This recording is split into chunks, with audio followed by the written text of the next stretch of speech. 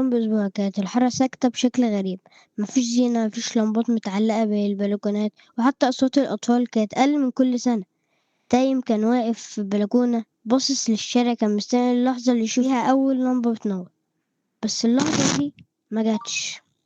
نزل يجري تحت، لقى عم جابر قاعد على الكرسي قدام بيته بيشرب شاي. قال له تايم: هو احنا مش هنعلق الزينة السنة دي ولا ايه؟ عم جابر تنهد وقال: الدنيا دي ظروف صعبة يا طيب، كل واحد شايل هم نفسه. الكلمة دي فضلت ترن في ودان كل واحد شايل هم نفسه. رجع البيت زعلان، فتح الكمبيوتر وفضل يتفرج على فيديو قديم كان مصوره السنة اللي فاتت في الحارة يعني. الحارة كانت منورة والأطفال بيغنوا رمضان جاتا. حمس لنفسه: فين الأيام دي؟ في نفس الليلة معرفش ينام، طلع السطح يتمشى شوية.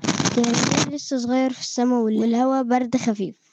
وهو ماشي لمح نور بسيط جدا جاي من بيت قديم في آخر الحارة.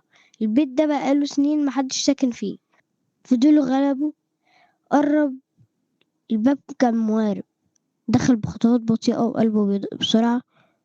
المكان مليان تراب، بس في ركن بعيد كان في صندوق خشب صغير عليه جملة مكتوبة: اللي مستني غيره ينورله هيعيش في الضلمة. وقف تايم قدام الجملة دي شوية، وبعدين فتح الصندوق. لقى فوانيس ورق قديمة وألوان ولمبات صغيرة جدا وبطارية شمسية صغيرة. وكان حد مستنيه. أخد الحاجات وجري على البيت. أخته كلام بتتصله باستغراب: ايه ده؟ قلب بسنة صغيرة: دي كرم، أقصد دي زينة رمضان. قعدوا طول الليل يقصوا ويلزقوا. أول فانوس خلص علقوا قدام باب بيتهم. الصبح الناس شافته. واحد قال هو فاكر نفسه هيغير الدنيا بفانوس. تايم سمع الكلام شوية وزعل بس ما ردش. تاني يوم طفلين جم يساعدوه. تالت يوم أربعة. واحدة من الجارات طلعت لهم بعصير وقالت: برافو عليك يا ولاد، برافو عليك يا حمادة. وهي بتغني: يلا يلا يا حمادة، يلا يلا يا حمادة. بالتدريج الحارة بدأت تتحرك. واحد جاب سلك قديم، وواحدة جابت ورق ملون، حد اتبرع بشريط لزق. لكن قبل أول يوم رمضان بساعات عم جابر قال بصوت عالي: أنا خايف الكهرباء تقطع. تايم رفع البطارية الشمسية وقال: مش هنستخدم الكهرباء كتير، الشمس شحنتها. الناس بصت له باستغراب. قبل المغرب بدقايق تايم وقف ماسك المفتاح الصغير اللي وصل اللمبات ببعض. قلبه كان بيدق جامد. حط الفيشة، مفيش حاجة حصلت. ثانية، اتنين، وبعدها فجأة الفوانيس كلها نورت. نور بسيط مش قوي بس دافي. الشارع كله اتغير. واحدة من الستات مسحت دمعتها وقالت: أنا جعانة. بعد التراويح حصلت حاجة أغرب. الكهرباء قطعت عن المنطقة كلها. الحي كله ضلم إلا حارتهم، كانت منورة بالفوانيس الصغيرة. الناس خرجت تبص. حد قال: في ريحة وحشة. تاني بص للهلال في السما وحس إن قلبه منور أكتر من أي لمبة. في اليوم اللي بعده الناس بدأت تتعامل مع بعض بلطف أكتر، حد بيساعد حد. الأطفال بتلعب من غير خناق. الحارة بقت مختلفة. وفي آخر يوم رمضان تايم رجع البيت القديم، لقى فيه صندوق. كان عايز يشوف لو في حاجة تاني. دخل ملقاش صندوق، كأنه اختفى. بس الجملة كانت لسه مكتوبة على الحيطة. ابتسم. فهم إن الصندوق ما كانش مهم، المهم إنه بدأ. وفي ليلة العيد وهو واقف وسط الحارة والناس حوالينا، حس إن رمضان السنة دي كان مختلف. مش عشان الزينة ولا عشان الفوانيس ولا عشان الخشاف وقمر الدين، يخرب بيت الخشاف وقمر الدين، لكن حد قرر ما يستناش. قرر ينور بنفسه. ومن يومها كل سنة أول ما الهلال يظهر تايم ما يستناش حد. بدأ هو يسأل شات جي بي تي عن قصص رمضان للأطفال، الرضع وحكايات قبل النوم.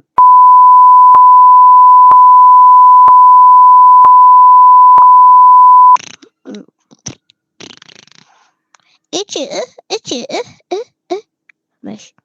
عليه جملة مكتوبة: اللي مستني غيره ينور له هيعيش في الضلمة. نكتة بنت ايه؟ اللي مستني غيره ينور له هيعيش في الضلمة. ايه؟ نو يا ابن البلالولة، يا والله لا يا لا لا لا لا لا لا لا لا لا لا لا علي لا لا لا لا لا لا لا لا لا لا لا لا لا لا لا لا لا لا لا. ماشي يلا نكمل بقى عشان زهقت. يا ماما يا ماما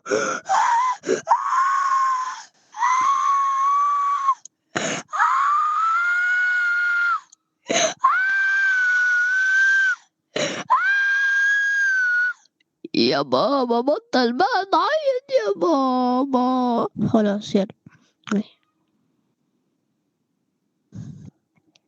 اخد البرجر وفي حتة تانية اخد الحاجات وجري على البيت. اخته جيلان بتتصله باستغراب. اخته جيلان بصت له باستغراب. ايه ده ايه ده ايه ده ايه ده يا جيلان؟ جيلاتي يا عبدو. اخت جيلان بصت له باستغراب. ايه ده؟ البس بيبسي بيقول لك اشرب بيبس. قلب ابتسامة صغيرة. دي كرامتك؟ ايه اقصد دي الزينة زي كرامتك.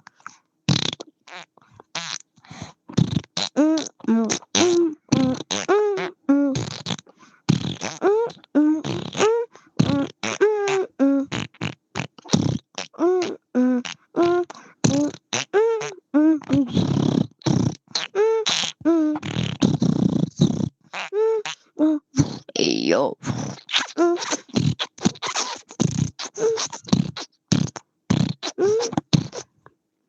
ماشي. اخت جيلان بصت له باستغراب. ايه ده؟ اخت جيلان بصت له باستغراب. ايه ده؟ اخت جيلان بصت له باستغراب. ايه ده؟ قلب ابتسامة صغيرة. دي كرامتك؟ ايه اقصد دي الزينة. اقصد دي الزينة. بلعب في شدتين. خلاص. قلب ابتسامة صغيرة. دي كرامتك؟ ايه بيلعب في الحنطور. ماشي. قلب ابتسامة صغيرة. دي كرامتك؟ ايه اقصد الزينة. مش عارف ليه اقصد بقولها كده. ماشي. قلب ابتسامة صغيرة. دي كرامتك؟ ايه اقصد الزينة. اقصد الزينة. رمضان كريم. خلاص. قلب ابتسامة صغيرة. دي رمضان كريم. ماشي. الله أكبر الله أكبر أشهد أن لا إله إلا الله أشهد أن محمد رسول الله. حي على الصلاة حي على الصلاة قامت الصلاة قامت الصلاة. الله أكبر الله أكبر لا إله إلا الله. بسم الله الرحمن الرحيم الحمد لله رب العالمين الرحمن الرحيم مالك يوم الدين إياك نعبد وإياك نستعين اهدنا الصراط المستقيم صراط الذين أنعمت عليهم غير المغضوب عليهم ولا الضالين آمين. بقول لك ايه، بخلي دول منبهات أمك لما تيجي تصلي ماشي، عشان صوتي جميل بقى وهي هتحب صوتي أوي.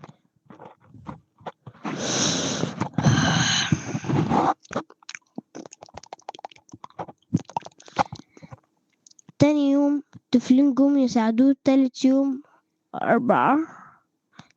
يا ابني انت بتقول نكت ولا انت بتغني راب ولا ايه؟ ماشي. تاني يوم طفلين جم يساعدوه. تالت يوم 4. تاني يوم طفلين جم يساعدوه. يساعدوه.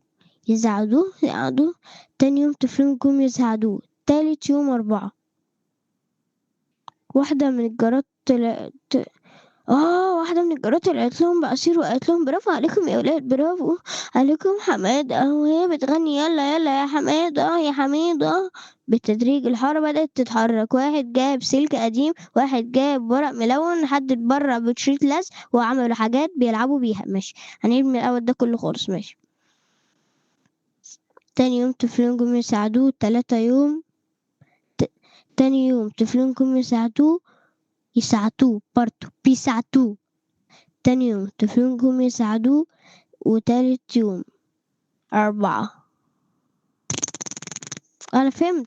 تاني يوم طفلين جم يساعدوه. تالت يوم بقى 4. ماشي.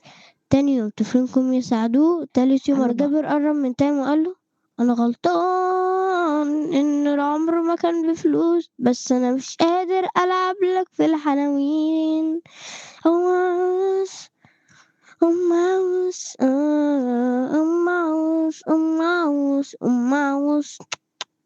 عمره ما كان بفلوس النور، عمره ما كان. بعد التراويح حصلت حاجة أغرب. ولا عشان خشاف والقمر الدين، يخرب بيت خشاف والقرم الدين. قرم الدين بابا ضربني على الدين. ولا عشان الخشاف وقمر الدين، يخرب بيت خشاف وقمر الدين قبل النوم. أنا كنت أقول ماشي، ولو في حاجة وحشة عيدها ماشي. محمود طل من الشباك، الله الله نونو طعميني عنك طعميني. أخليني يا طوطو أخليني، يبعت واحد كمان آدم، يلا بعت القصة. حارة النور، طب تعالى أنا ألعب لك في البربور. حارة النور، طب بص تعالى يا شطور. حارة النور، حطها دي في دماغك. ولا عشان قمر الدين ولا عشان حاجة خشاف، لأ ولا قمر دين، يخرب بيتك الله يخرب بيتك. حط زينة في دماغك، رمضان كريم رمضان. رمضان كريم رمضان كريم، حطه في دماغك عشان أنا مش قادر. رمضان كريم رمضان كريم، اقعد فين؟ رمضان كريم رمضان كريم كريم. رمضان كريم رمضان كريم، فتح يا عليم، ما لقناش الصندوق كان اختفى، بس الجملة لسه مكتوبة على الحيطة فابتسم. فهم الصندوق ما كانش مهم، انه بدأ المهم. وفي ليلة العيد وهو واقف وسط الحارة والناس حوالينا، حس ان رمضان ده كان مختلف، مش عشان الزينة ولا عشان الفوانيس ولا عشان فوانيس بابا، لا، ولا عشان خشاف وقمر دين، يخرب بيت الخشاف والقمر الدين الدين.